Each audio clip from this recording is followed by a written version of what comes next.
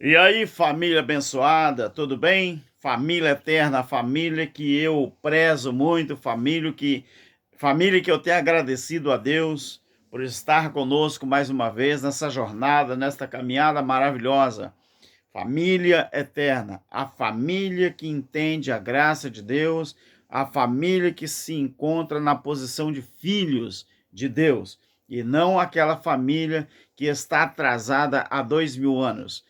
Meu querido, eu quero te pedir, antes de começarmos este trabalho, mais esse estudo, que você se inscreva no nosso canal, você compartilhe nossos vídeos, você deixe o seu like, que é muito importante, tá bom, meu querido? E você, ao se inscrever no canal do nosso irmão Alberto Lírio, você ative o sininho na opção todas, para que você possa receber todo o trabalho novo aí, tá bom, meu querido? E também você deixa na aba dos comentários a sua opinião, a sua posição, seu raciocínio, seu pensamento. Meu querido, vamos para o entendimento. A aula de hoje, não sei se eu posso falar assim, o estudo de hoje tem a ver com história, mas é uma história bíblica que interessa muito para que nós possamos entender como que se deu essa questão de Israel e as outras nações. Que outra nação que você conhece no mundo que tem uma história igual à história de Israel? Você talvez nunca parou para prestar atenção que a única nação no mundo em que tem ligação direta com o Criador, desde o seu nascimento até ela perder a sua identidade espiritual, é a nação de Israel. Alberto, por que nós mencionamos tanto a Bíblia e nós se preocupamos tanto com a nação de Israel em todas as pregações, nos ensinamentos bíblicos? Por quê que a nação de Israel é diferenciada das outras nações? Você conhece alguma história, irmão? Você conhece alguma história que venha se comparar com a história de Israel no mundo? Meu querido, nem o Egito tem uma história tão intrigante como a história da nação de Israel. Deixa eu começar o vídeo falando uma coisa importante para você. Vamos falar um pouco sobre a independência de Israel. Você vai entender de uma vez por todas quem foi inscrito nesse canal e quem cair aqui de paraquedas vai entender e vai começar a pensar. Um abraço ao meu irmão Cláudio Mendes, lá do estado de São Paulo, do canal Limpos pelo Evangelho Eterno. Obrigado por tudo, meu querido, que o senhor tem feito pelo nosso irmão Alberto Lírio e pelo canal do nosso irmão Alberto Lírio. Um grande abraço desse irmão que o irmão conquistou de todo o meu coração. Eu não poderia falar diferente. O irmão Cláudio Mendes está no meu coração, porque o trabalho que ele tem feito é um trabalho excepcional. Obrigado, meu irmão. Vou continuar mencionando o seu nome, porque a minha gratidão a ti é tremenda. Meu querido, no dia 7 de setembro de 1822, Dom Pedro I, ele proclamou aqui o grito de independência do Brasil. Fique até o final do vídeo e você vai entender. Fique até o final do vídeo. E me ajude também, quando entrar propaganda aí no vídeo, tenha santa paciência comigo e com o canal, assista a propaganda até o final, mesmo que você não vá comprar nada, ou se você quiser comprar, compre nos anúncios aí, né? Hoje a internet está aí para a gente economizar dinheiro, economizar alguma coisa. Então me ajude, Assista a propaganda até o final. Então, meu querido, no dia 7 de setembro de 1822, o Dom Pedro I, ele proclamou, não é, aqui o grito de independência do Brasil. E esse grito de independência, ele se consolidou como uma nação independente. Foi por meio das palavras, não é, do príncipe regente Dom João, que o Brasil deixou, em 16 de dezembro de 1815, de ser uma colônia portuguesa. E esse status de colônia portuguesa, ela perdurou, ou ele ou ela, né? Eu não sei aqui o gênero, ela perdurou, ou ele perdurou, por 315 anos. Mas a independência do Brasil aconteceu. O Brasil deixou de ser colônia de Portugal por causa do grito da independência e alguém teve a coragem, a destreza de proclamar o grito de independência. Mas independência por quê? Porque o Brasil era colônia de Portugal e o Brasil queria andar com suas próprias pernas. E para que isso acontecesse, alguém tinha que ter coragem de conclamar ou de proclamar a sua independência. Então, no dia 7 de setembro de 1822, aconteceu a tão sonhada proclamação da República. Boa, boa, boa. Meu querido, deixa eu falar agora um pouquinho de Israel. Eu falei do Brasil. Israel, preste atenção. A liderança judaica na Palestina, ela declarou a criação do Estado de Israel no dia 14 de maio de 1948. Este momento foi um momento em que o mandato britânico acabou.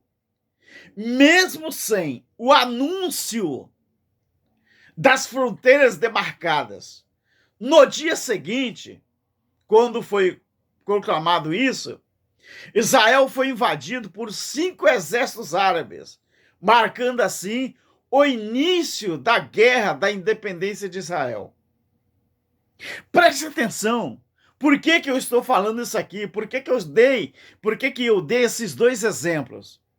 Exemplo do Brasil, o exemplo da nação de Israel.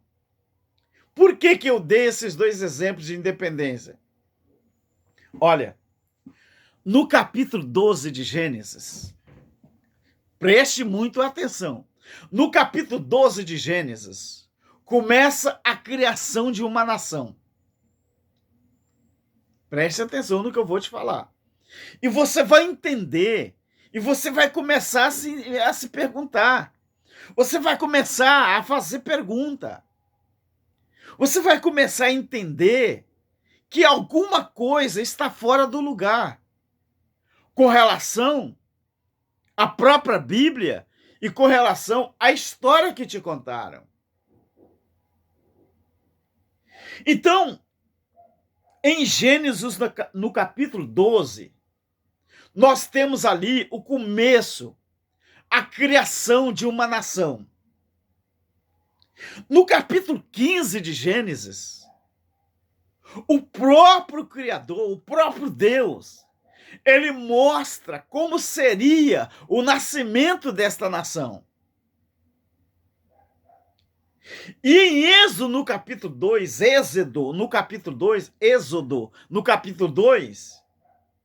nasce aquele que seria o libertador desse grande povo. No Brasil, o nome do libertador da nação brasileira, que ainda não era reconhecido como tal, era o Dom Pedro, foi o Dom Pedro I. Foi ele. esse príncipe regente. Na nação de Israel,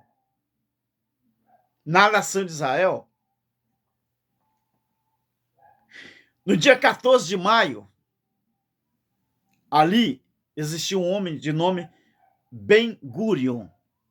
Ben-Gurion foi o cara que teve coragem de lutar pela independência, lutar pela formação do Estado de Israel. Inclusive, o nosso chanceler brasileiro, Oswaldo Aranha, ele teve uma participação tremenda, não é? No reconhecimento do Estado de Israel. Então, quando nós chegamos em Êxodo capítulo 2, nasce aquele menino que seria o libertador desse grande povo. Não era nação ainda, era um grande povo, do jeito que Deus falou em Gênesis no capítulo 12.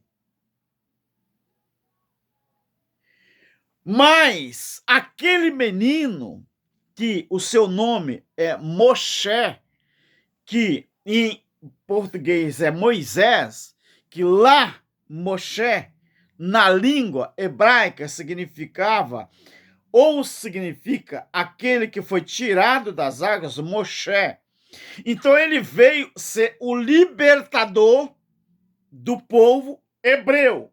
Era de um povo, não era de uma nação ainda. Era de um povo.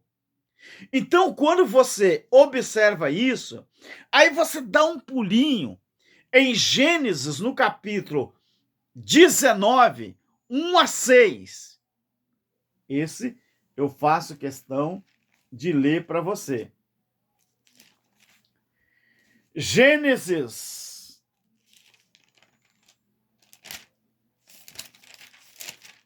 Gênesis não, é o rei. É Êxodo. Êxodo, capítulo 19, de 1 ao 6. Aqui está quem foi o fundador de uma nação, porém, uma nação que ainda não tinha registro oficial legal feito pelo homem, e sim pelo próprio Criador. Preste atenção. Eu vou ler para você. Êxodo, capítulo 19, versículo de 1 a 6. No terceiro mês da saída dos filhos de Israel da terra do Egito, quem foi o libertador do povo? Dos filhos de Israel? Moisés. Não era o libertador de uma nação, era o libertador de um povo. Porque Israel só foi reconhecido como nação em 1948. Até então, o povo tinha um nome, mas era um povo. Não era uma nação reconhecida. No terceiro mês da saída dos filhos de Israel da terra do Egito, nesse mesmo dia, chegaram ao deserto do Sinai. Tendo partido de Refidim, que era um acampamento, chegaram ao deserto de Sinai, outro acampamento montado ali. E Israel se acampou ali, no deserto, em frente do monte. Subiu Moisés a Deus, ou seja, foi a Deus, e o Senhor o chamou do monte e disse assim: Moisés, você vai falar à casa de Israel ou à casa de Jacó e vai anunciar aos filhos de Israel. 2 pontos. O que você vai dizer para eles? Viste, agora é Deus falando através de Moisés. Vistes é um verbo, não é transitivo, se referindo a todo o povo de Israel. Viste, ou vamos parafrasear, vocês viram? Vocês viram o que eu fiz com os egípcios, como eu tirei vocês e levei sobre asas de águias e trouxe vocês a mim. trouxe vocês a mim. Agora, preste bem atenção, meu querido. Quem foi o fundador da nação de Israel? Aí você vai entender tudo que eu vou te falar. Agora, se vocês diligentemente ouvir a minha voz e guardar a minha aliança, sereis a minha propriedade peculiar, ou seja, íntima, dentre todos os povos. Porque já havia outros povos, mas esse povo era diferenciado. Mesmo que, havendo outros povos, embora toda a terra seja minha, vocês me serão reino sacerdotal, nação santa, são estas as palavras que falarás aos filhos de Israel. Observe o versículo 5. Sereis a minha propriedade peculiar dentre todos os povos, embora, mesmo, portanto, sendo toda a terra sendo minha, mas vocês serão a minha propriedade particular. Aqui está. Aqui está quem foi o fundador de uma nação. Porém, esta nação ainda não tinha registro legal como nação feita pelo homem, e sim pelo próprio Criador. Aonde eu quero chegar com esse estudo, meu querido? É aí que entra a Bíblia. Como a Constituição do país de Israel.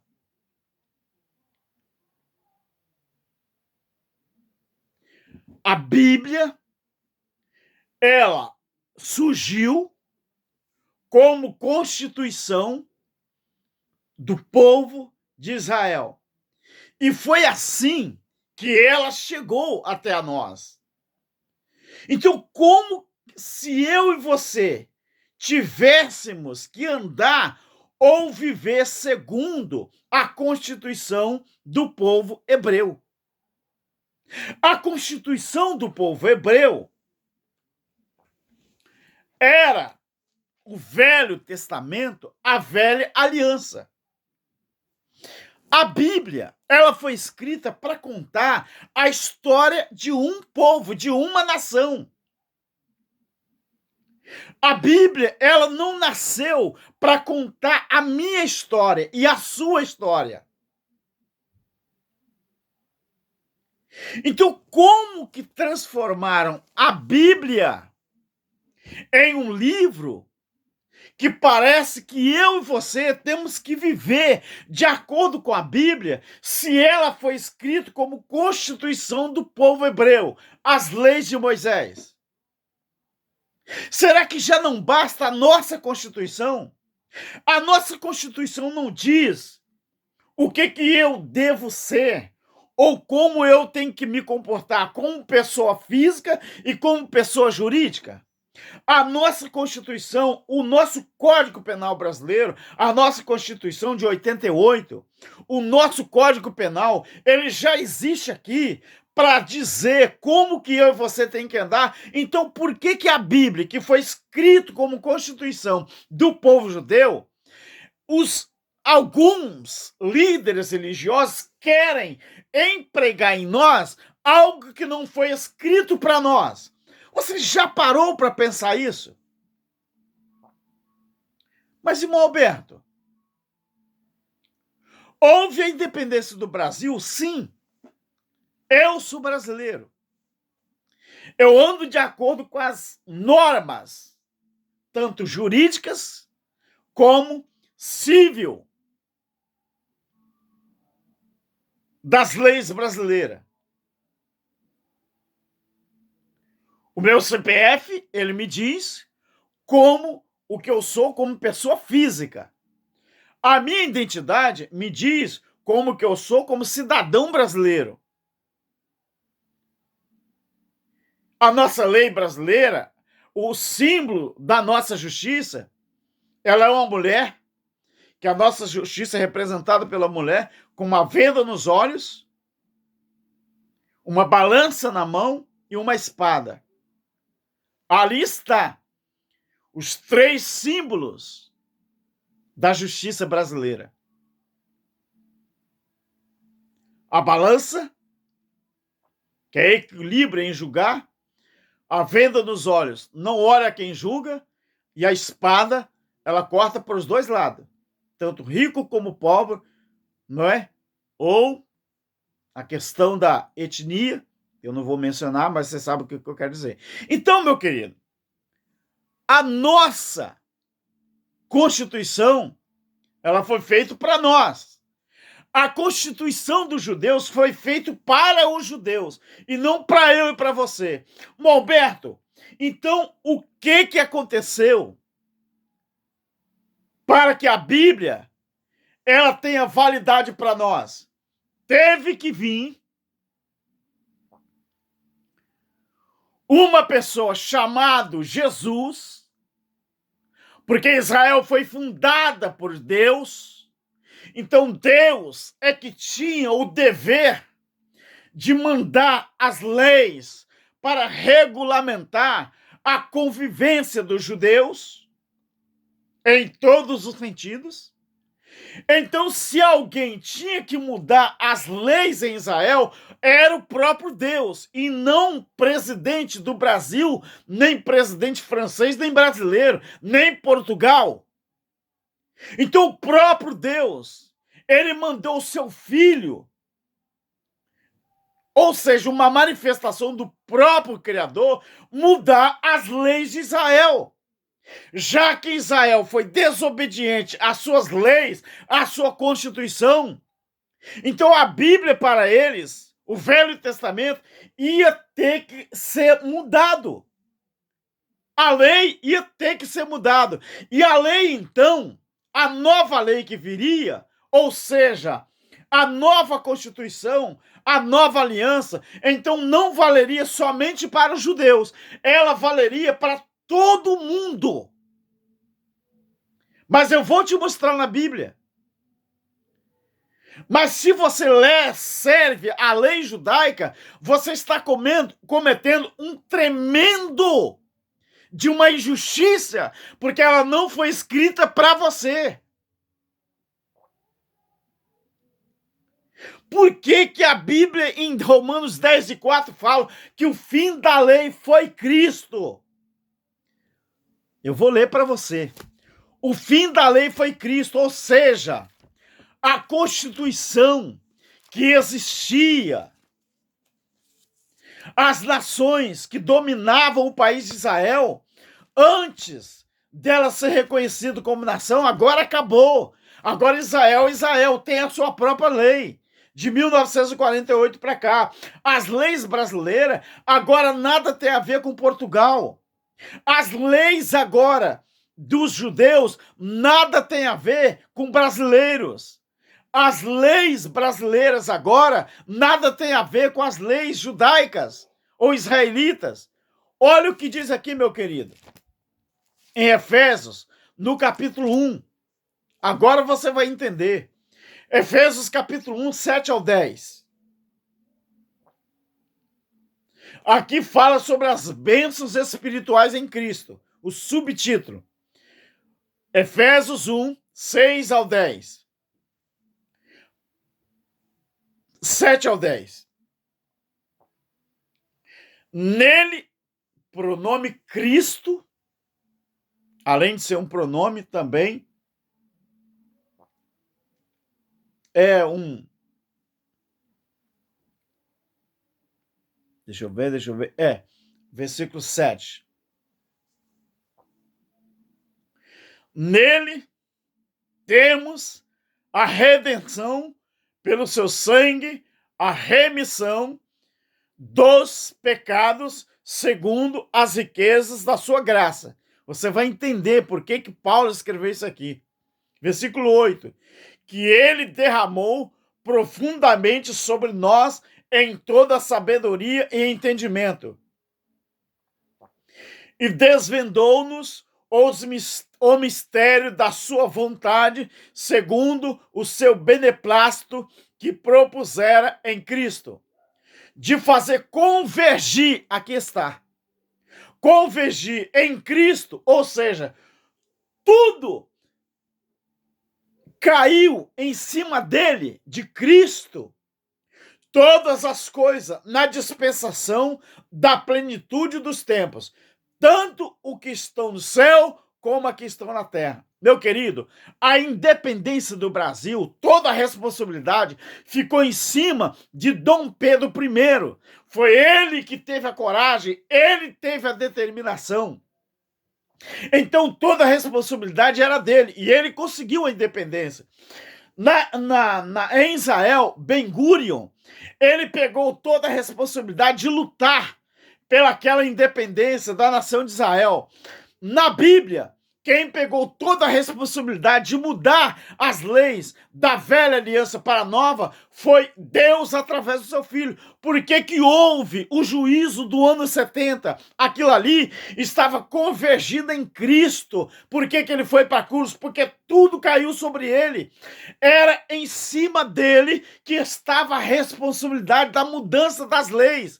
As leis para o povo hebreu eram as leis de Moisés, 613 ordenanças. Agora, como convergiu tudo em cima dele, então o povo de Israel, através da libertação, ficou livre da lei. Agora, para eles, o que está valendo, o que começou a valer, é tudo aquilo que Cristo ensinou acerca de quê? Da graça e do evangelho eterno, querido. Então todo mundo, como tudo se convergiu em Cristo, então todo mundo não precisa mais andar de acordo com a Constituição de outro país. A Constituição do nosso Criador é que vale para mim e para você. E qual é a Constituição do próprio Eterno Criador? Pegar as 613 ordenanças e convergir em duas. Amar a Deus sobre todas as coisas e ao próximo como se fosse você mesmo. Esta é a Constituição do nosso Criador. Você entendeu? Diga sim, eu entendi. Sim, eu entendi. Aí no final do vídeo. Tá bom? Queria eu que o vídeo fosse menor, mas infelizmente não deu. Tá bom? Até o próximo vídeo para a honra e glória do nosso Criador. Amém. Fique na paz. Irmão Cláudio Mendes, aquele abraço.